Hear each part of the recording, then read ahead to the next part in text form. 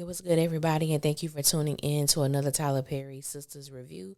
If this is your first time coming to my channel, welcome.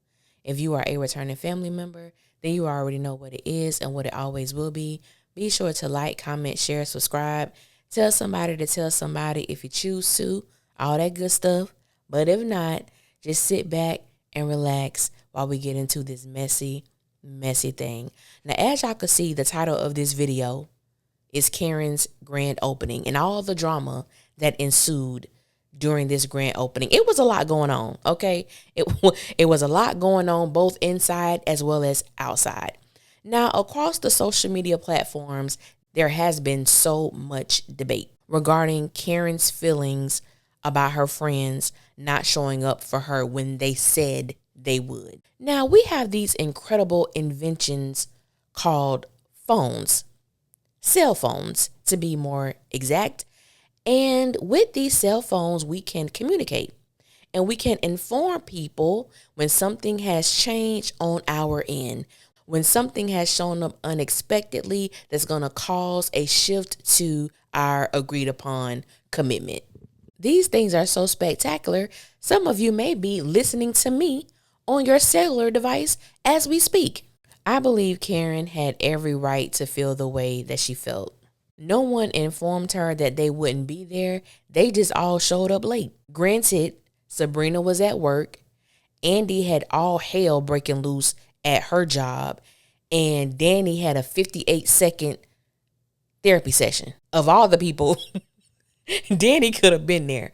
Or even though Danny was the first person to show up, I'm like, hell, she should have been. What was she doing?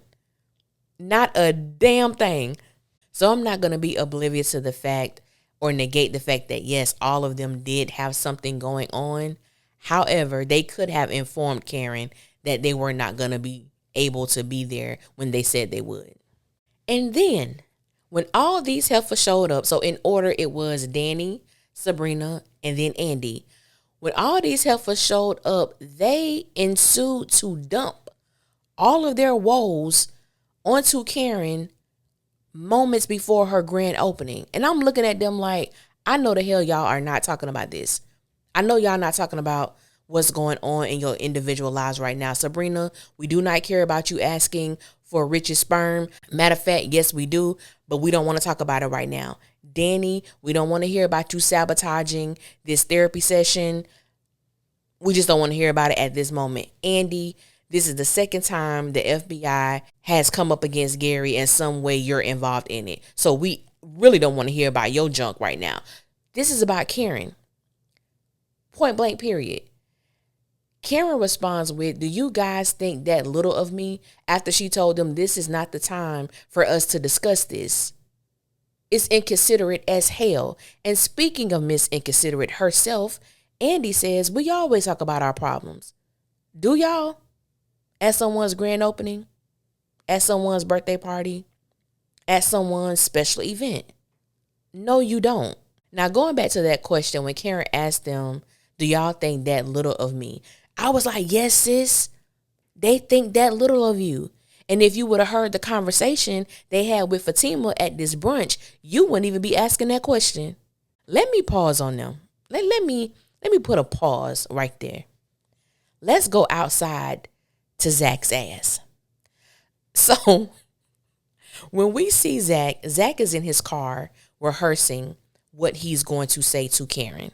But before we get to that, there were so many people that was bashing ZAC for showing up to this grand opening because of how it affected Fatima and how it made Fatima feel. Now, I will say, initially, I didn't have a problem with ZAC showing up to this grand opening, and I didn't have a problem with ZAC showing up with flowers.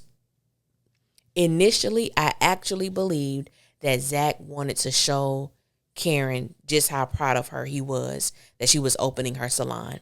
That's what I feel his initial intent was.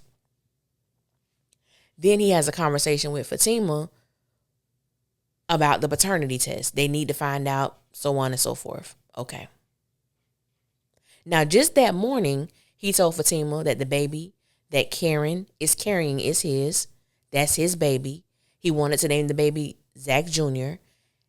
And on top of that, he understands how this could hurt Fatima, but this is something that she needs to accept. A couple hours later, it's, oh, I'm going to ask Karen for a paternity test. Why? You just said the baby was yours. Okay, cool. I'm going to get to that in a little minute. So when the actual intent was revealed to us that ZAC was showing up to ask Karen about a paternity test, I said, no, the hell you're not. No, the hell you're not showing up on this special day for this woman whose first salon burned down to a damn crisp. And you have the audacity, the unmitigated gall, in the words of Jay from My Wife and Kids, to show up and ask for a damn DNA test. I said, ZAC, go jump in the empty pool, sir. Go jump in the empty pool, because no, you are not doing this. No, you are not showing up on this day asking for a damn paternity test. I said, baby, all this woman wanted to do was open her damn salon. All she wanted to do was bask in her own celebration and the glory of opening up her new salon. And she got to deal with these heifers inside, and she got to deal with this locomotive niglet outside. Just outside his damn mind. Now, I've said all that, but let me say, I do agree with Fatima. They do need to know. But they don't need to know right now. Learning the paternity of this child is not going to change anything. Karen is 5.5 months. You got 3.5 months left. Y'all will be fine. This is not urgent. This is not something that you have to find out now. It is a geriatric pregnancy. She doesn't need any type of procedures to prove anything. Now, I will say this, because there was a young man who DM'd me and asked me to look at this from ZAC's perspective. I have. I've looked at it from every perspective. So I'm going to say this. ZAC is in a position where he does not know if the baby his ex is carrying is his. There's a possibility that it is, and there's a possibility that it isn't. And on top of that, ZAC wants this child to be his. That's a very sticky position to be in. I get that, and I understand that. The issue comes with ZAC being wishy-washy. You believe the child is yours for a long time. When he initially found out Karen was pregnant, Fatima was on board about, okay, this baby yours, we'll deal with it. Then it becomes Fatima is placing seeds of doubt into ZAC's mind. I get all of that. But ZAC needs to make a damn decision. One or two things need to happen. A, ZAC falls back because he doesn't want to get too attached. I get that. He wants to fall back and just wait until the child is born, get the paternity test, and find out yay or nay. Or you're going to be involved with the understanding that there's a possibility that this child may not be yours. And whatever definitive decision that ZAC makes, everything that he does after that needs to line up. So if you decide to fall back, fall back. Don't ask her how it was when she went to the doctor. Don't inquire about anything about this baby. So if you're going to fall back, fall the hell back. If you're going to be involved, damn it, be involved. But understand the pros and cons of each and make your decision. I really hope the writers do not drag this thing out. At this point, I don't care who the father is. I haven't cared for a very long time, because once Karen has the baby, a paternity test is going to be performed anyway. So why are we acting like it's such an urgent thing for this to happen? I don't understand it. I just really don't. Okay, I'm done with that. Now back to these three heifers. Back to these three heifers on the inside. So after, the ribbon cutting and everybody is inside and they're engaging with one another, Karen again apologizes. She said, I know I went off on y'all, but I feel like I was valid. Andy gives this look as if, no, you are not.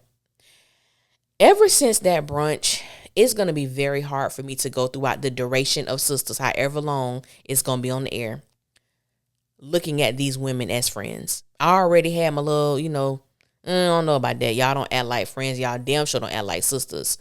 After that brunch with Fatima, that really changed everything for me. These are not Karen's friends. I don't believe it. I don't look at it that way. And I feel that every time this woman voices how she feels, it is a negative undertone. When you look at Sabrina's face, when you look at Danny's face, when you look at Andy's face, Karen was valid to feel how she felt. And it's kind of like that gaslighting too, because they make these faces and these sound effects, but then you apologize, we're sorry, we're so proud of you. It's like, y'all can keep that bullshit. It's absolutely degrading to do that to somebody. That's how I view it. Others may view it differently, but that's me. Even when she made the statement that she wished ZAC would have showed up, and because everything she's gone through with carrying his child, and everyone had that little look on their face. And I was like, all y'all need y'all ass beat. Y'all not this girlfriend. Because even with you allow your doubts to show up every time she makes a statement. Why the hell are y'all there? Karen would have been better off if it just would have been her mom and Pam and everybody else. Hell, even Tenderoni Trey. Let him help you, baby. I'm sure he wouldn't mind putting some stuff up. But them three heifers, y'all real shaky there, Chief. I ain't feeling y'all. I'm just not. But that's my 2 cents. Thank you guys for listening to my TED Talk. I greatly appreciate you. I really do. But let me know how y'all feel that when you looked at that scene when Karen was making certain statements, did y'all pay attention to their facial expressions? Because everything was written all over their damn face, in my personal opinion. But I want to thank you guys for listening.